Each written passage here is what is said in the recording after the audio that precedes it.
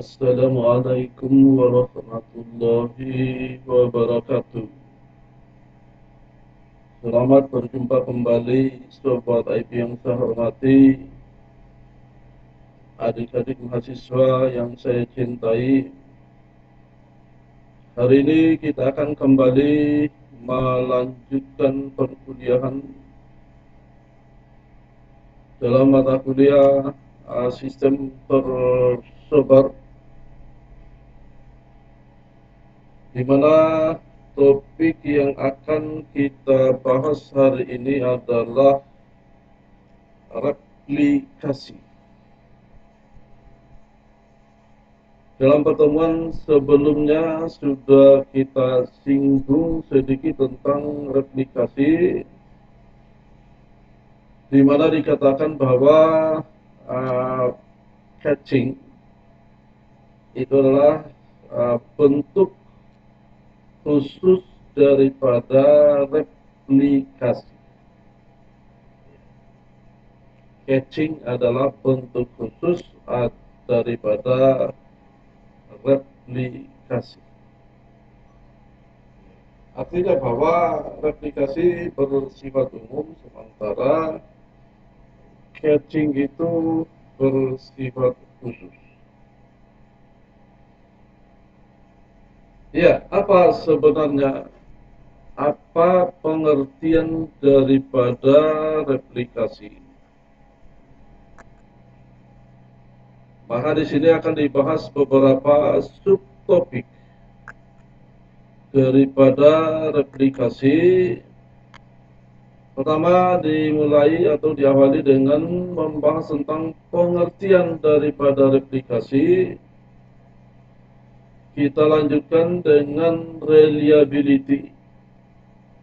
Kemudian dilanjutkan dengan performance. Dan terakhir adalah jenis-jenis replikasi.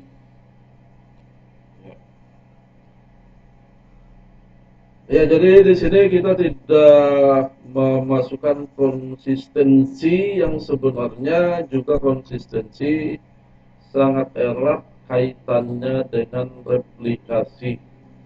Tetapi di sini khusus dibatasi tentang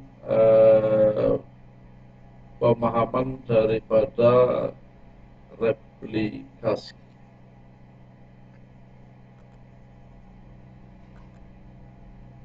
Ya,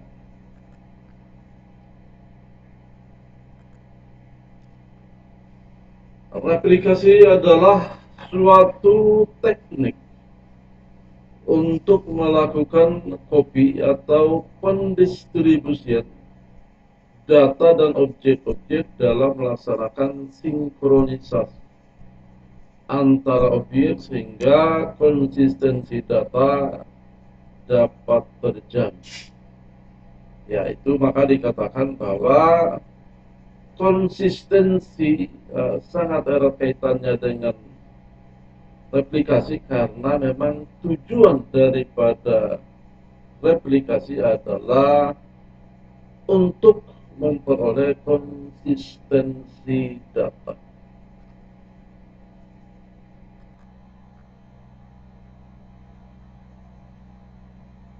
Apa pentingnya replikasi? Dengan menggunakan teknik replikasi ini, data dapat didistribusikan ke lokasi yang berbeda melalui koneksi jaringan lokal maupun internet. Replikasi juga memungkinkan untuk mendukung kinerja aplikasi, penyebaran data fisik sesuai dengan penggunaannya, seperti pemrosesan transaksi online dan decision support system, atau pemrosesan database terdistribusi melalui beberapa server. Keuntungan replikasi tergantung dari jenis replikasi, tetapi pada umumnya replikasi mendukung ketersediaan data setiap waktu dan dimanapun diperlukan. Secara garis besarnya ada dua Masalah replikasi yaitu reliability dan performance.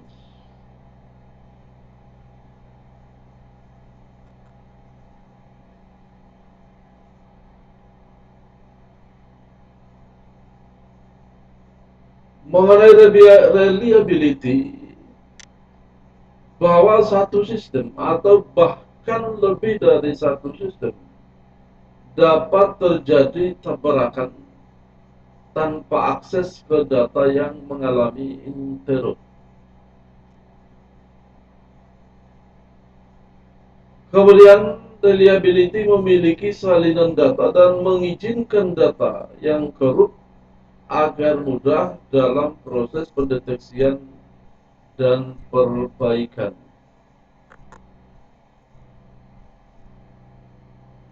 Adapun keuntungan lainnya adalah memungkinkan beberapa lokasi menyimpan data yang sama.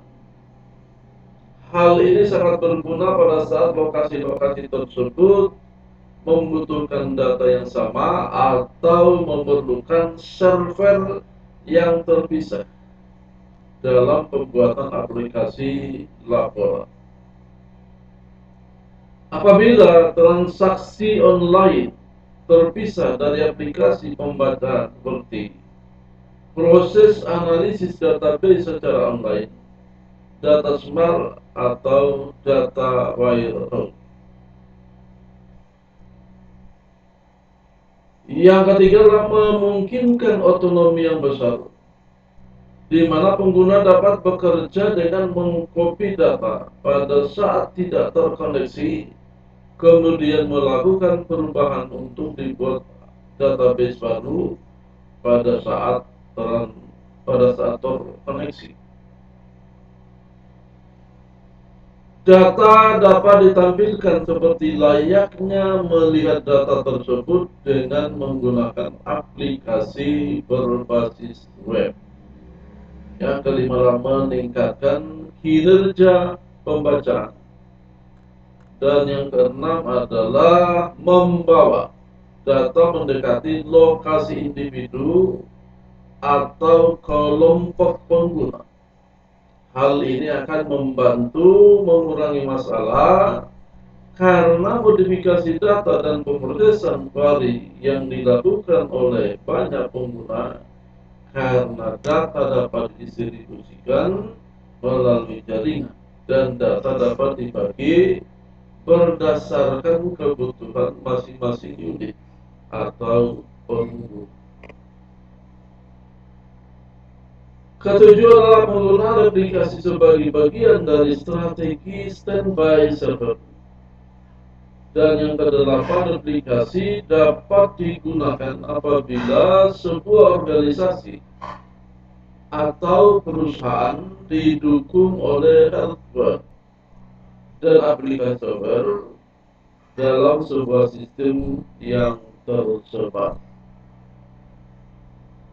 Dan yang kesembilan adalah aplikasi yang berbeda mempunyai kebutuhan yang berbeda untuk otonomi dan konsistensi data.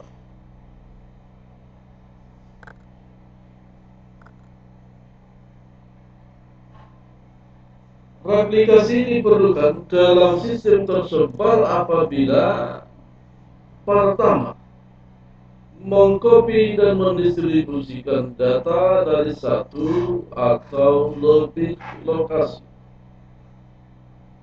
Yang kedua, mendistribusikan hasil copy data berdasarkan jadwal. Yang ketiga, mendistribusikan perubahan data ke server lain. Yang keempat, memungkinkan beberapa pengguna di beberapa lokasi untuk melakukan perubahan dan kemudian menggabungkan data yang telah dimodifikasi. Yang kelima, membangun aplikasi data yang menggunakan perlengkapan online maupun offline. Yang keenam, membangun aplikasi web sehingga pengguna dapat melihat volume data yang besar dan merencanakan replikasi. Kemudian yang ketujuh, perencanaan yang baik setelah replikasi dapat memaksimalkan konsistensi data, meminimalkan kebutuhan jaringan dan menghindari beberapa masalah.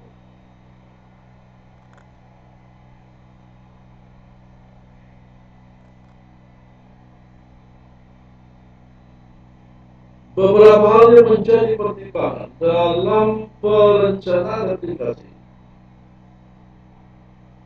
Pertama adalah kebutuhan data yang akan diubah dan siapa yang mengubah. Yang kedua, pendistribusian data membutuhkan konsistensi, otonomi, dan kesinambungan.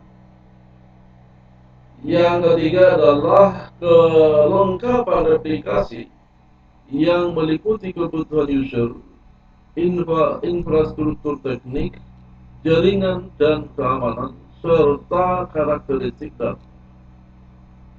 Kemudian yang keempat adalah jenis replikasi dan pilihannya. Dan yang kelima adalah topologi replikasi dan bagaimana mewujudkannya agar sesuai dengan jenis replikasi.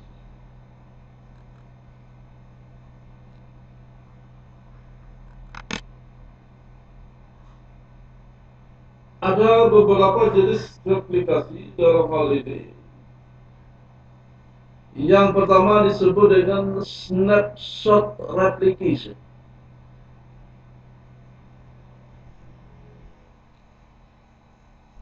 Dalam snapshot replication, mendistribusikan data yang dapat dilihat pada saat tertentu tanpa melakukan update. Dan ini biasanya digunakan pada saat memerlukan tampilan data seperti harga, daftar harga, katalog, data yang digunakan untuk pengambilan keputusan, dan data-data ini sifatnya hanya read only.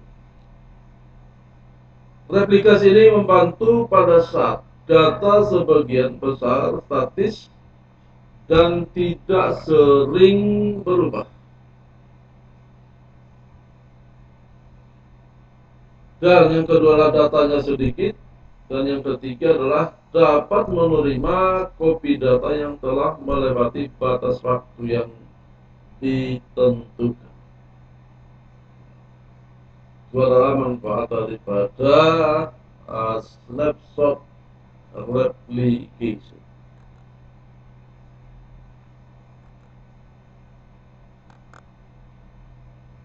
Ya, secara diagram skematik diperlihatkan pada diagram ini, di mana di sini ada beberapa komponen, yaitu ada komponen publication database, ya, publication database. Kemudian ada komponen subscription database dan ada komponen distribution database. Ya. Menurut skema ini bahwa proses pertama yang dilakukan adalah diawali dengan custom application, di mana kemudian di sini dilakukan publikasi, ya, dilakukan publikasi, kemudian melewati proses snapshot agent, ya, melewati proses snapshot agent, kemudian ya dilakukan distribusi, kemudian proses terakhir adalah dilakukan subskripsi, ya. Itu skema transaksi database, ya, skema transaksi database-nya. Karena yang penting dalam hal ini adalah di dalam komunikasi jaringan ini adalah bagaimana kita mengkomunikasikan, mentransaksikan data dari satu sistem ke sistem yang lain. Kemudian yang kedua adalah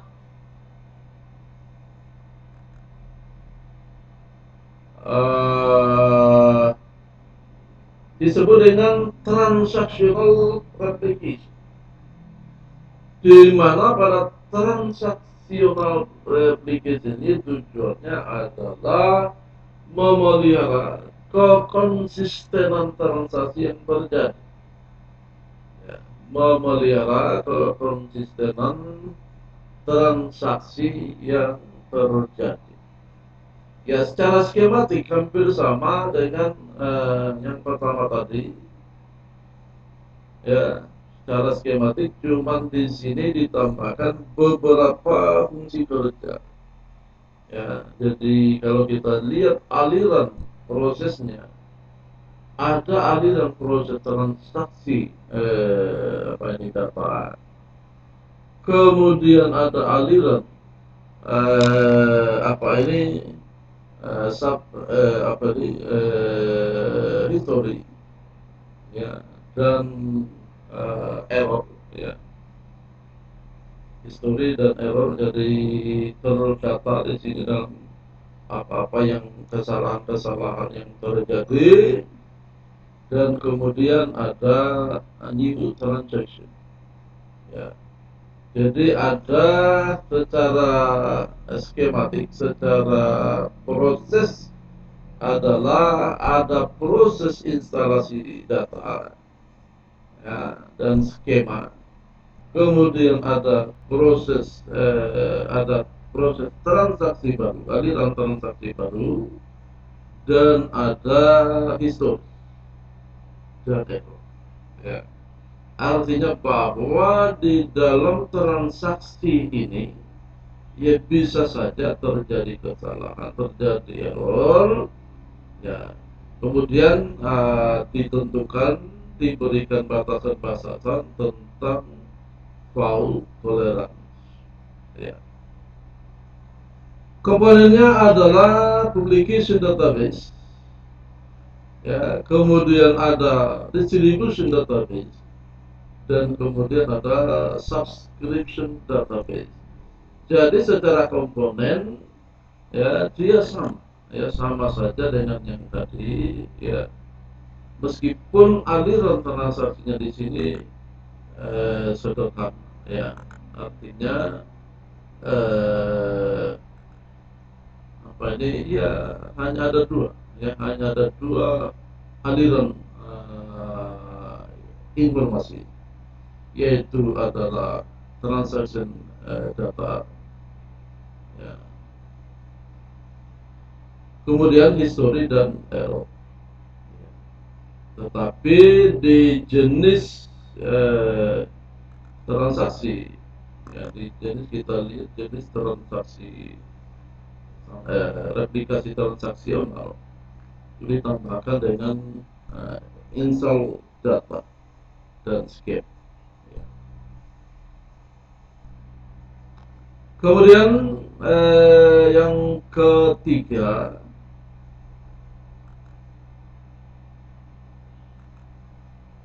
ya, yang ketiga disebut dengan merge replication, ya, merge replication, di mana merge replication memungkinkan pengguna bekerja dan merubah data, ya, pengguna bekerja dan merubah data sesuai dengan PP6. Pada saat server tidak dikoneksikan ke seluruh lokasi dalam topologi, replikasi merubah ke nilai data yang sama. Secara skematik kita bisa lihat di sini bahwa ada di sini beberapa custom application, ya, custom application. Ada custom application yang berlanjut ke publisher, dan ada custom application yang berlanjut ke subscriber. Jadi eh,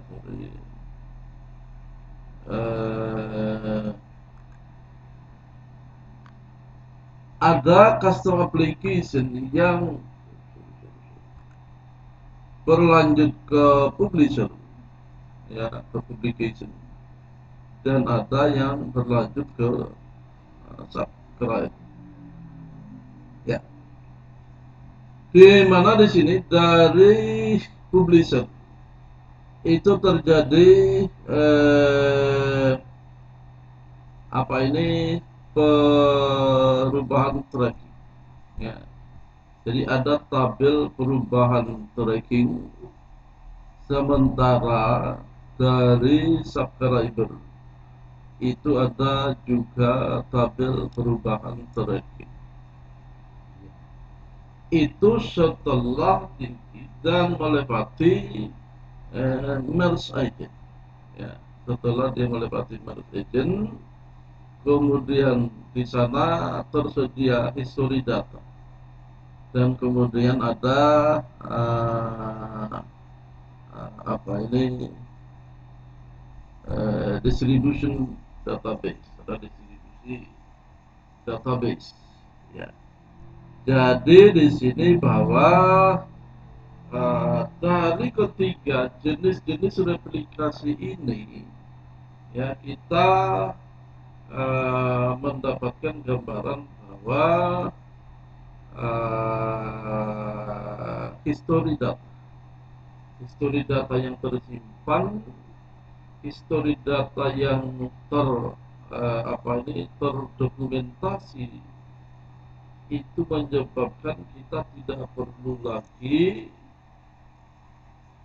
melakukan permintaan ulang ke server, ya. Tidak diperlukan lagi permintaan ulang ke server ketika telah masuk dalam history. Artinya bahwa proses itu kita sudah lakukan sebelumnya. Jadi pada saat proses itu kita lakukan sebelumnya, terjadi duplikasi, ya, terjadi pengkopian, ya, terjadi pengkopian, dan itu tersimpan di dalam perangkat kita, ya, tersimpan di dalam perangkat kita, sehingga pada saat kita melakukan transaksi yang sama, ya, melakukan transaksi yang sama untuk ke berikut kalinya, itu kita tidak perlu lagi memulai permintaan ke server, ya. Tidak perlu lagi kita mulai permintaan server. Jadi seperti halnya juga yang kita temukan pada caching, ya. Nah, caching juga seperti itu, karena caching dikatakan sebagai bentuk khusus daripada replikasi, ya. Artinya replikasi dengan caching ya sama, tapi boleh dikatakan bahwa caching adalah bagian daripada replikasi, adalah jenis khusus daripada replikasi. Jadi itu, ya, saya kira dalam pembahasan hari ini, ya, tentang replikasi, ya. Jadi seperti itu, saya kira pembahasan kita hari ini cukup sekian, ya. Kalau ada yang ingin ditanyakan, silakan ditulis pertanyaannya di kolom komentar video ini, ya. Dituangkan pertanyaannya di kolom komentar video ini. Silakan dicermati lagi videonya, silakan dibuka kembali materinya, dicermati materinya. Kalau ada yang ingin ditanyakan, dituangkan pada kolom komentar video YouTube ini. Ya, saya kira demikian pembahasan kita hari ini saya akhiri. Ya, jadi billahi taufiq wal hidayah. Wassalamualaikum warahmatullahi wabarakatuh.